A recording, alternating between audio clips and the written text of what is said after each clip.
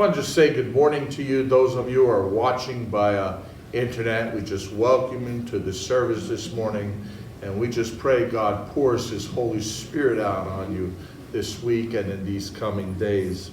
The rest of the church, I want to say, as well as those on internet, Easter is coming, and it is a good time to start beginning to pray for people and invite them out to church, and just encourage them to come and be in God's presence. Amen? Amen. It is a great time to do that, and we just encourage you to do that. There's some people who are away, and sometimes we can get them back at those times of year. Amen?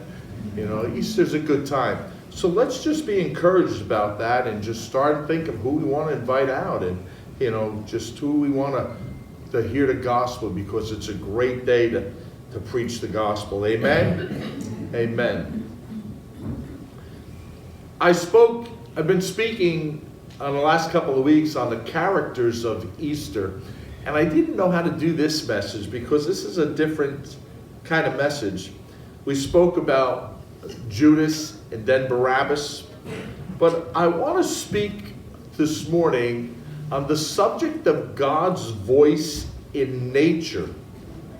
God's voice in nature. Now, there's certain things that or technically they could be considered characters and things that happened around the cross that had nothing to do with either man or beast. And we'll get to it in a second when I read the scripture. But I'll start by saying there is both a grotesqueness and a majesty that surrounds the cross. There's a grotesqueness in what they did to Jesus, the whipping and the stripes upon his back. The crown of thorns. They didn't just put that crown of thorns on it. Then they took him and they hit him with clubs and they beat that crown of thorns into his head. The nails being pounded into his hands and his feet. The sword piercing through his side, and finally his inevitable suffering and dying on the cross. But at the same time, there's a majesty to the crucifixion. The fact that the stripes upon his back became our healing is majestic. The fact that the crown upon his head removes the curse upon the earth is majestic. The fact that the nails that brought him death brought us life is no less magnificent. The sword piercing his side, bringing a flow of blood and water, proclaims to us that the blood has been given for us to be forgiving, and the water represents the Holy Spirit that was now going to come on the earth. It's resplendent. In his suffering and dying, it is seen that we would have eternal life, and it is glorious. The death of Jesus on the cross was both magnificent and really astonishing at the same time. Death turned to life on the cross. Suffering turned to healing on the cross. And love was made manifest. Even nature proclaimed it. Even the earth itself proclaimed what was happening that day. I want to read Matthew 27, and it says this.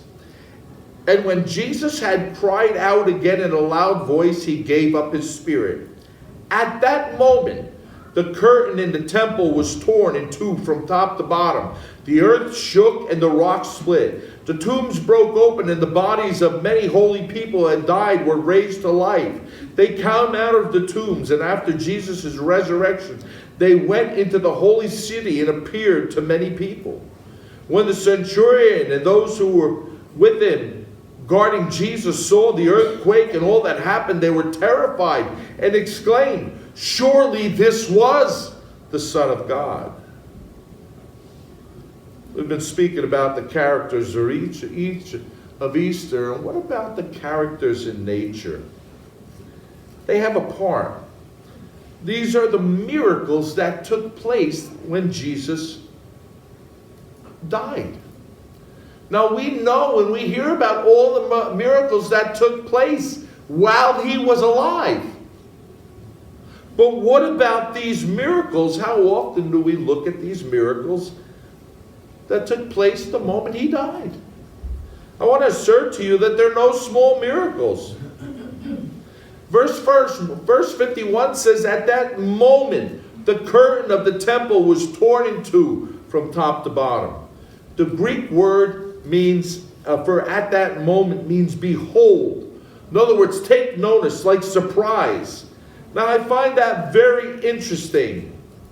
Turn aside and look, all of a sudden it's saying. It's a picture here. In fact, we could show a picture of I have a picture there, Nicholas, of the curtain in the temple. Let me tell you something about this curtain. This curtain was about 4 inches thick. Now, we have curtains here. How hard is it to rip those curtains right now, Beth? You made them. If we were just going to take one and rip it. Can you imagine if they were 4 inches thick? How hard would it be to rip that curtain in two? I would say it'd be pretty hard. I would say if you put one end of that curtain and tied it to a car and the other end to a tow truck, you could tow a car with a 4-inch thick curtain. It's pretty heavy duty. This is the amazing thing about this. We read that the curtain in the temple was torn in two from top to bottom. But do you ever wonder why we know that? You see, that day was what was known as the Day of Atonement. What was so special about the Day of Atonement? That the Day of Atonement was the one day a year when the high priest was going to go into the temple And the only day he was allowed to go behind the curtain into what was known as the Holy of Holies. Only once a year. And technically, they had to tie a rope to the guy, to his ankle, because if God didn't accept his sacrifice, and the blood that he was supposed to go and sprinkle on the furniture in the tabernacle, God would kill him. They'd have to drag him out by the rope. Wow. What's incredible about this is the person that would be doing this is the great high priest. Does anybody know who the high priest was? It was a man by the name of Caiaphas. And Caiaphas was the one who just announced the death of Jesus, who said he's spoken blasphemy and rips his robes. So now, it's the time of day when they're offering sacrifice. That's why Jesus died at 3 o'clock in the afternoon. That's the time of the sacrifice. So the high priest would be in the temple. Could you imagine the shock on that man's face? Is there the other picture there with the one being ripped? There's two pictures there. There's no pictures. There's no picture? There should be two pictures there. Look at the end of the scriptures, where the scriptures were. There's nothing there. All right. I have two pictures there. I had them there. All right. Oh, we don't have the pictures. But can you imagine being in this temple, this holy place, and all of a sudden, in a moment's time, bam, this curtain rips from top to bottom? Could you imagine the shock in this man's face who just condemned Jesus to death? Can you imagine what he was thinking? I have to think that he had to think in his mind, that's really odd. What would cause that curtain to be ripped all of a sudden, just to be torn in two? And I think it was the very high priest, Caiaphas, who went out of that tabernacle and said, "Gosh, you're not going to believe what happened. I was in there. I was sprinkling the furniture with the blood of the Lamb. And all of a sudden, the temple just, the curtain just ripped in two." You see? Why did that curtain rip in two? Behind that curtain dwelt the presence of God. When God was here on earth before Jesus came, was the presence of God. God said, "I will speak to you from the tabernacle." And God lived in his presence, dwelt behind that curtain. And when Jesus died, no longer was it a once-a-year event. No longer was it a one-time event where once a year somebody could go into the presence of God. But now anyone can go at any time right into the presence of God. We did it this morning. But let me tell you something. Before that veil was rent, before Jesus died, that wouldn't have happened. You see, that represents us having access to God. God is holy. We were speaking about this morning. God is holy. Hebrews 12 says this: "Make every effort to live in peace with all men and be holy. Without holiness, no one will see the Lord." 1 Peter 1:15, "But just as he who called you is holy, so be holy in all you do, for it is written, 'Be holy because I am holy.'" You see? God is holy. And so God couldn't dwell among us until Jesus made that sacrifice. But now we have access to God. That veil has been torn. We have access to God. We have access to God because we've now been made one with him. Listen to these words. You see, because Jesus was one with the Father. By the way, that also represents the fact that Jesus' body was torn at that moment. John 17:21 says this: and 22. Jesus prays that all of them may be one, Father, just as you are in me and I am in you.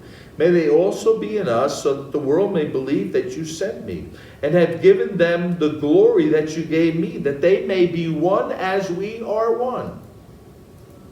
Okay? So this is it. This is the way it works. The veil is torn.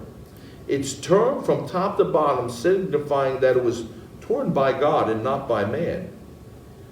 It opened the door for us to become one with God and one with Jesus, just as a man and woman become one when they're married.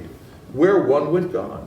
The two, those who are born again, are now one with God. Just think about that right now here for a little bit, folks. Is that not majestic? Is that not amazing? We have access to God, but not only do we just have access to Him, I'm not walking into a president's office or somebody that I'm unrelated to. No, I'm walking into the very presence of God, and God says, you're one with me. I've made you one with me. It's pretty awesome. So what do we do with that? The writer of the book of Hebrews says this: let us then approach the throne of God with grace and confidence, so that we may have received mercy and find help in time of need. Does the veil in the temple have a voice? You better believe it does. Does it speak? It speaks boldly.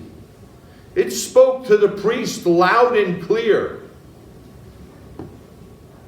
And whether he wanted to believe it or not, he had to understand in his mind that that was the very moment when Jesus was outside hanging on a cross and died, and something extraordinary just took place.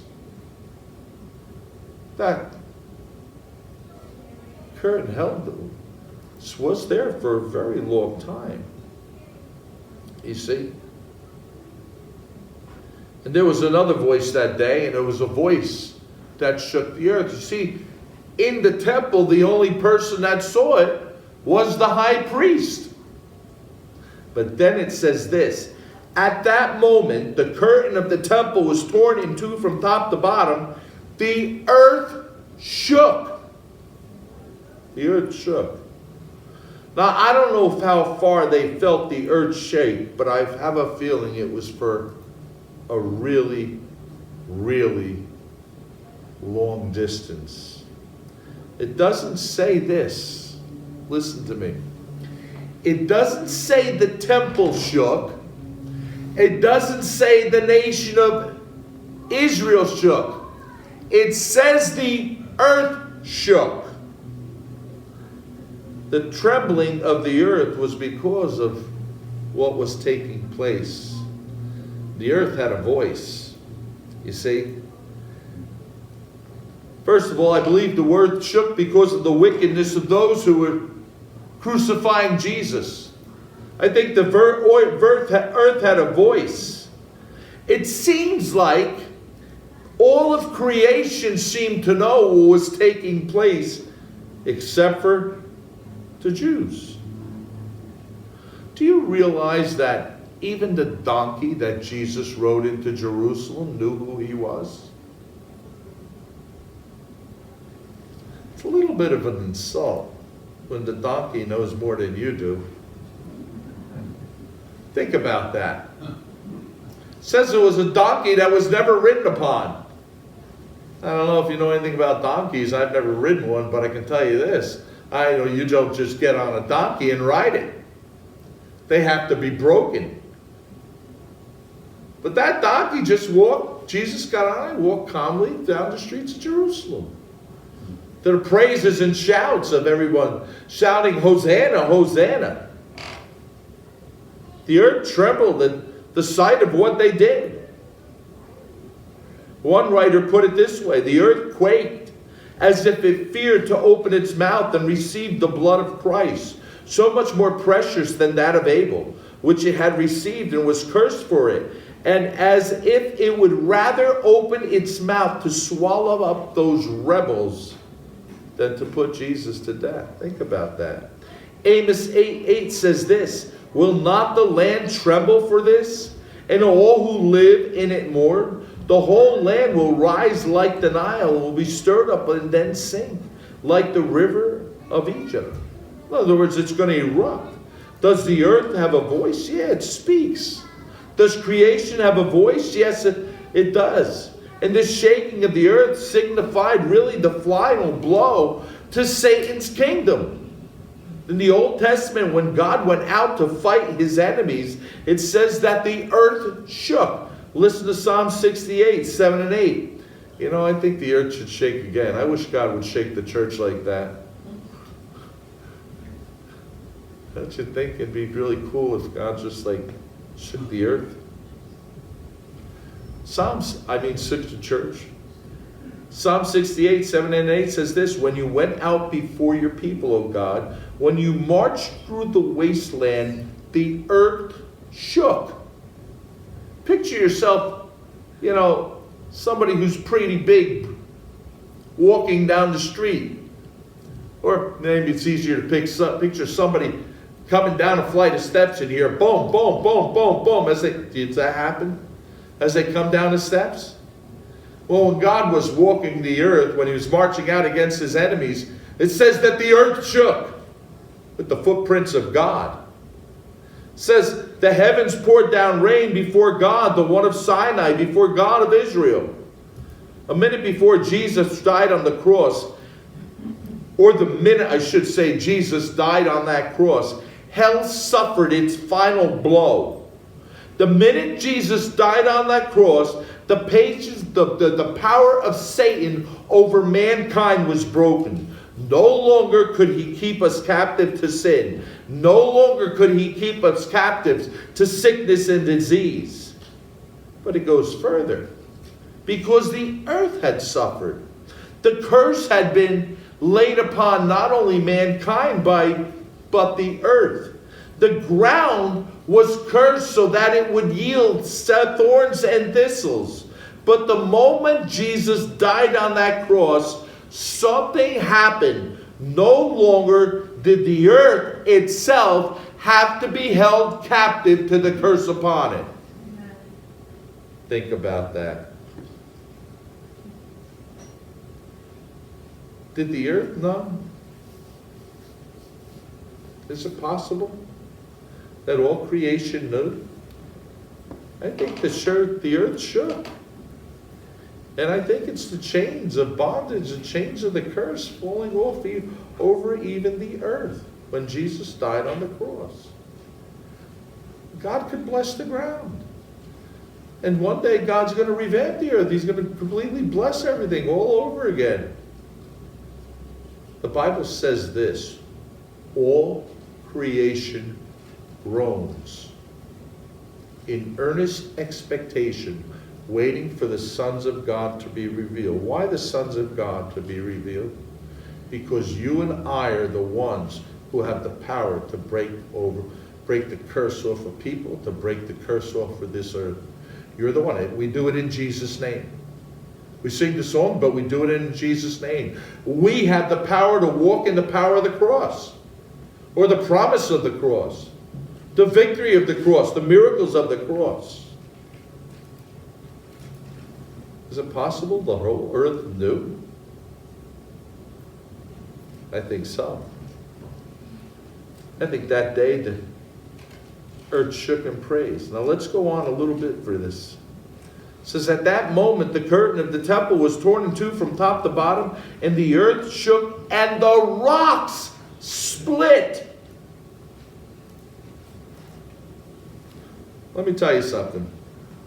I had a friend who bought a house, a piece of property with a house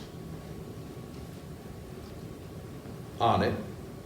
He buys this house, and he buys this house. In the middle of the basement of this house is this massive, like 4 or 5 foot cross boulder. They couldn't move the boulder, so they built the house around it.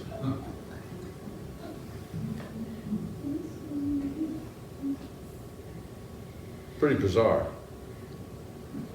Now he decided he didn't want that boulder in his basement.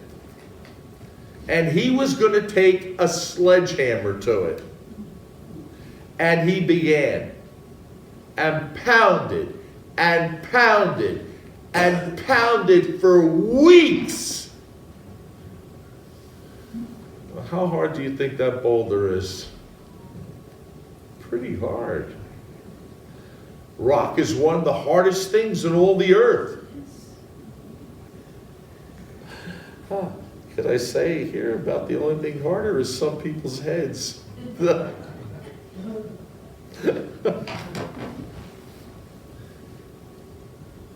And yet it says at the moment Jesus died, the rock split. Why? Why?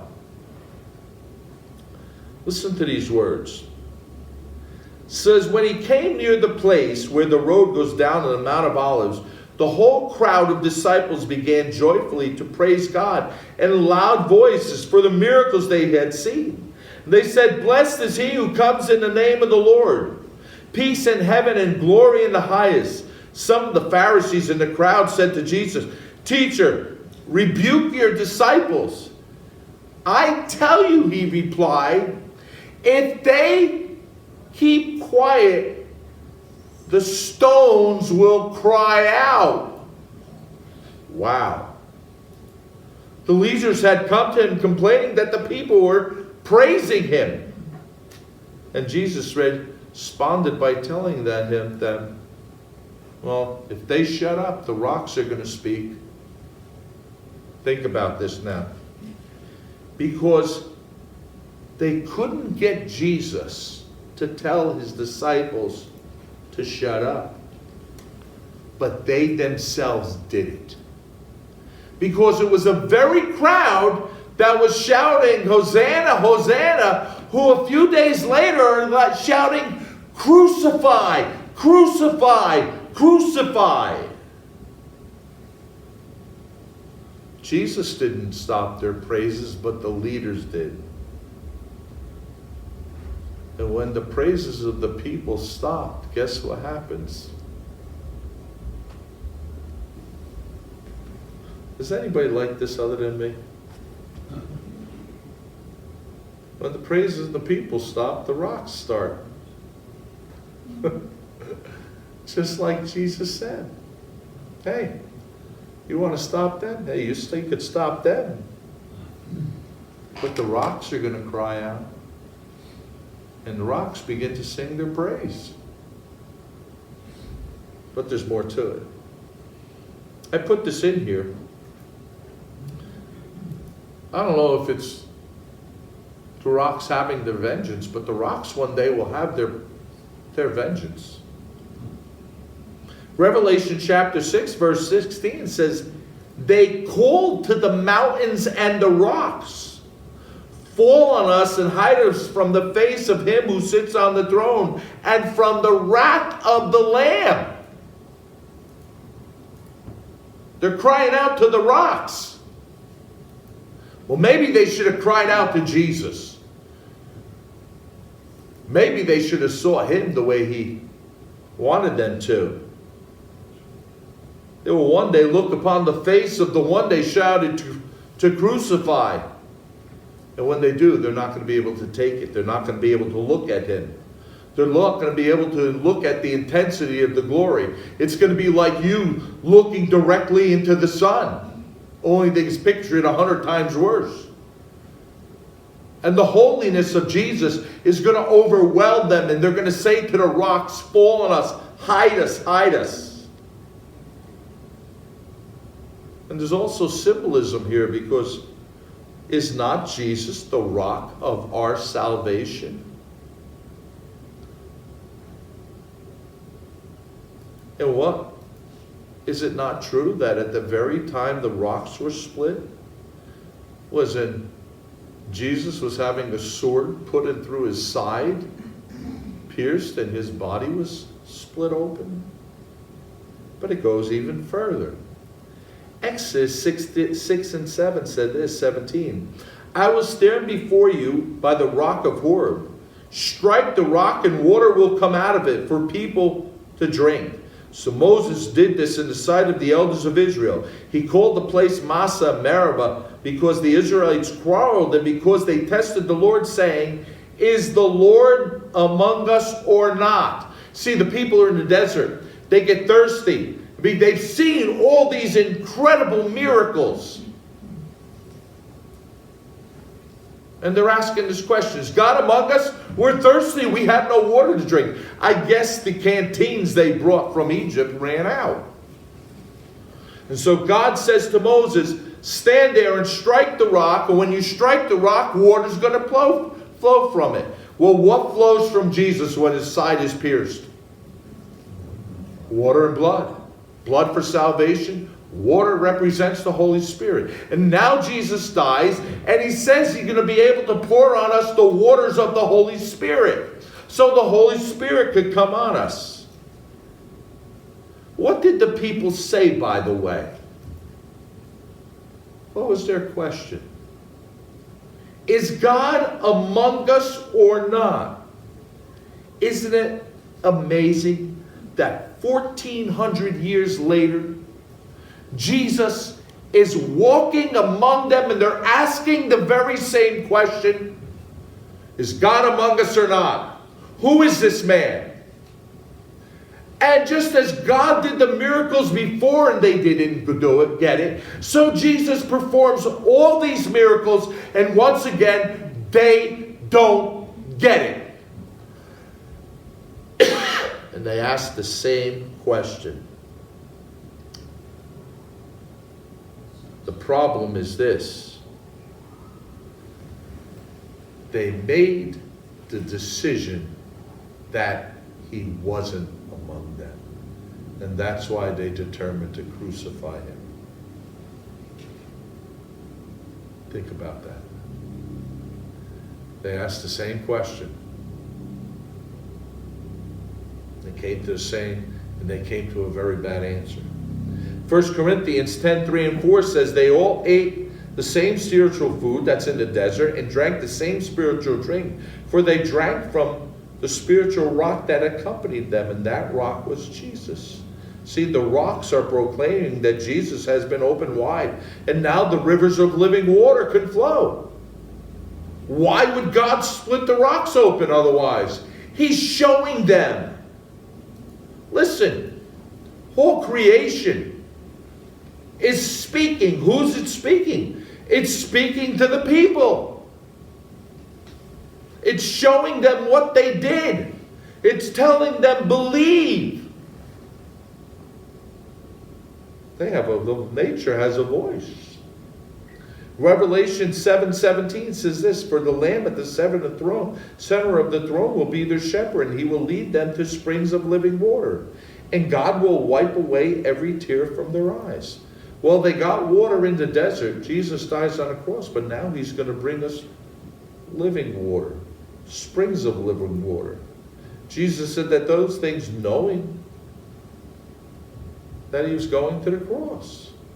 That's why he did it. The people had ceased to praise, but nature continued. Think about that, folks. Now, there's another portion of Scripture that leaves more questions than it does answers. It says this in Matthew 27:52-53. It says, the tombs broke open and the bodies of many holy people who had died were raised to life. Jesus died and all of a sudden the tombs start opening. Even the rocks, the tombs, bam, they're going to open up. Those giant rocks that they rolled in front of the tombs. Who was pushing those rocks? It says they came out of the tombs, and after Jesus' resurrections, they went into the holy city in Jerusalem, that's Jerusalem, and appeared to many people. Now, how would you react right now if you went home? Or say you went to the mall. And you know these people that died, and some were maybe dead many years. They walked up to you and they said, how you doing? Well, I was laying in a tomb and all of a sudden the rock rolled away and I was Came back to life. So I figured I'd take a trip to the mall.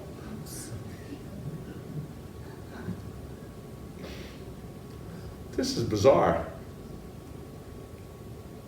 You know what's unique about this scripture? I can't figure out. Remember I said there's more questions than answers? I want to know, did these people go to heaven when Jesus ascended? Or God just leave them on earth for a while? Maybe God gave them another 20 years to walk around. Doesn't say.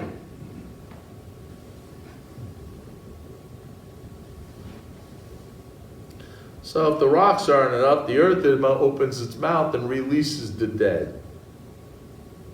For arising there proclaiming that Jesus is the Christ. By dying, Jesus by dying, he disarmed, he disabled death. See, that's why they rose. That's why they rose.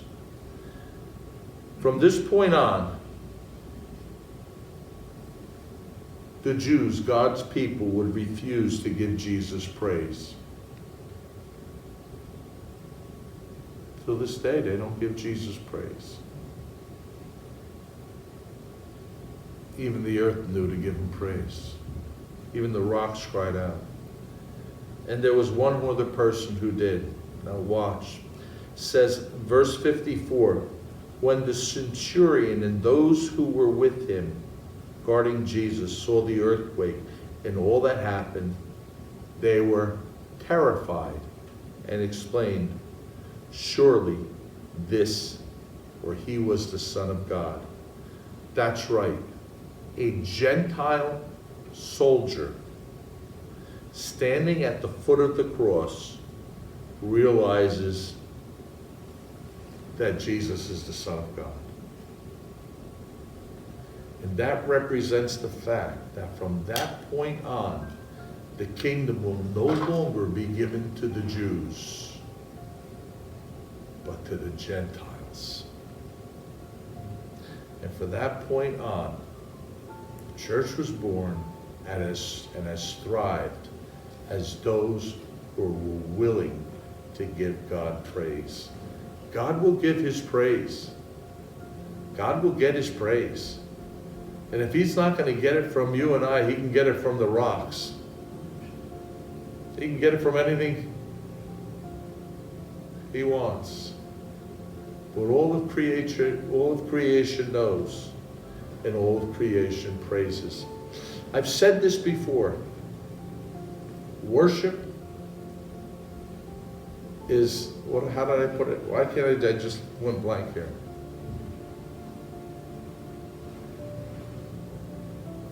Give me a minute. It'll come back. I'm a little old here now, you know. How did I worship is a privilege. Make it a priority. I couldn't think of it. I'm trying. I know Sandy's laughing. Hey, it slips up on me once in a while. Worship is a privilege. Praising God is a privilege. We need to make it a priority. We need to make it a priority. It's not something we should do or we should do just anytime we want. God deserves our praise. God deserves our worship. God deserves for us to bow before him and acknowledge who he is. It's not just songs we sing. Even the earth knows this. How much more should the people of God know it? Amen?